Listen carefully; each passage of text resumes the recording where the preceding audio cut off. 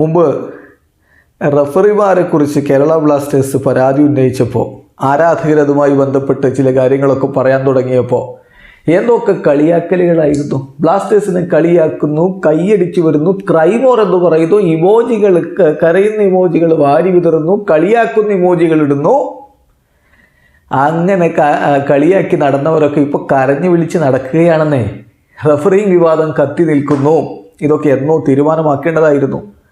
നേരത്തെ റഫറിങ്ങിൻ്റെ നിലവാരത്തെക്കുറിച്ച് KBFCയുടെ പരിശീലകനും ബ്ലാസ്റ്റേഴ്സും ഒക്കെ പറഞ്ഞു വന്നപ്പോൾ ISL 10ാം സീസണിലാണ്. ഇപ്പോഴും റഫറിങ്ങിൻ്റെ നിലവാരം മുട്ടിലെഴയുന്ന രൂപത്തിലാണ്. അനുഭവിച്ചോ കരഞ്ഞു വിളിച്ച് നടക്കുന്നു. ഇവാൻ ഫെറാണ്ടോ ഇപ്പോൾ രംഗത്ത് വന്നിരിക്കുന്നു. റഫറിങ്ങിനെതിരെ ക്രിസ്റ്റൽ ജോണിൻ്റെ പേര് എടുത്തു പറഞ്ഞിരിക്കുന്നു.